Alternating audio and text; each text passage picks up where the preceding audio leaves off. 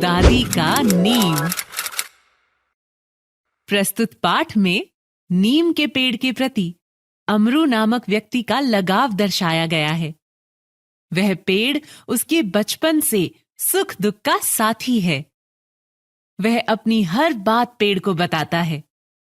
जब उस नीम के पेड़ को काटने की बात आती है तो वह अपने बेटों से भी लड़ने को तैयार हो जाता है, पर पेड़ को कटने नहीं देता है। शांति के बिना अन्य सभी सपने गायब हो जाते हैं और राख में मिल जाते हैं। जवाहरलाल नेहरू। अमरू ने लाठी उठाई, ठक ठक करता खेतों की ओर चल दिया। झुकी कमर, सफेद बाल, झुर्रीदार चेहरा, बदन पर सफेद धोती। ठक ठक करता अमरू आगे बढ़ता जा रहा था। मन के विचार जितनी तेजी से पलटा खाते, अमरू की चाल और तेज होती जाती। मैं भी देखता हूँ कौन मेरे दोस्त को हाथ लगाता है।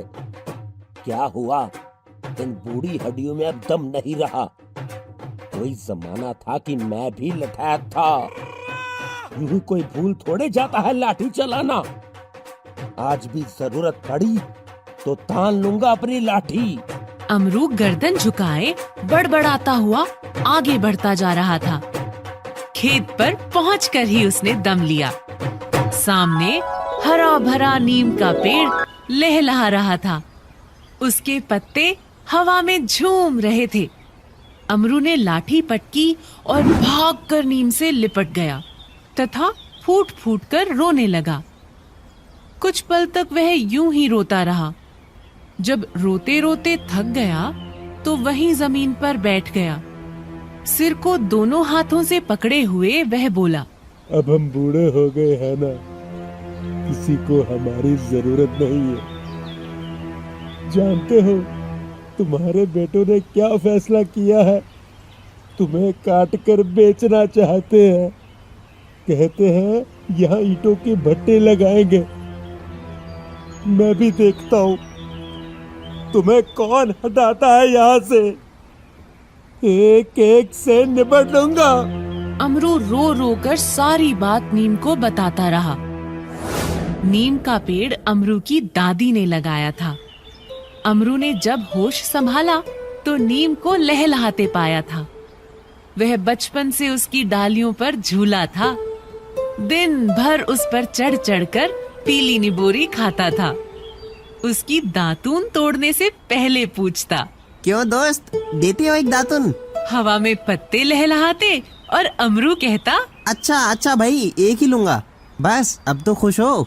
अमरू को लगता था कि नीम उसकी सब बातें समझ रहा है। अमरू को कभी कभार जब न पढ़ने पर माँ से पिटाई लगती तो वह भागकर खेतों में आ जाता।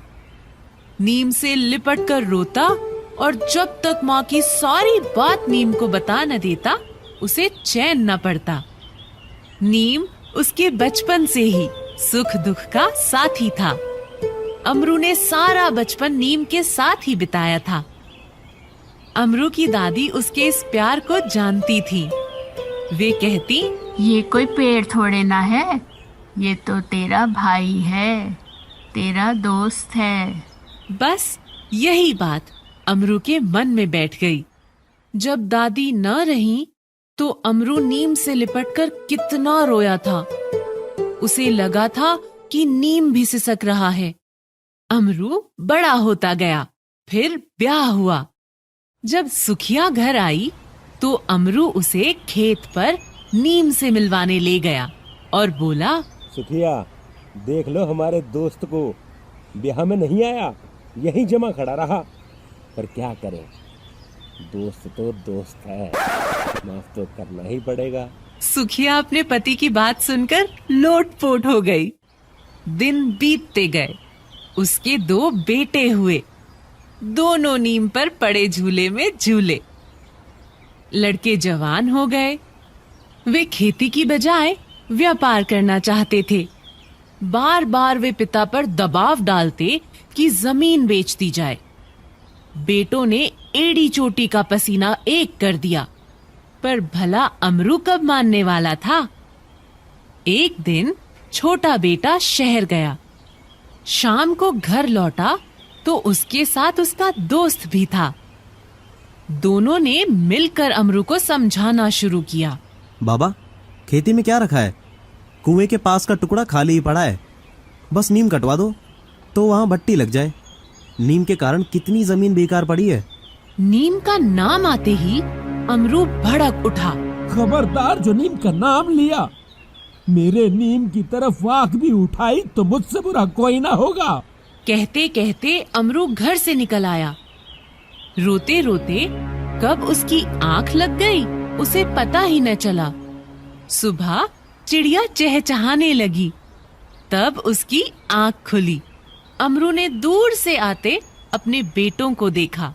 उनके साथ गांव के कुछ और लोग भी थे।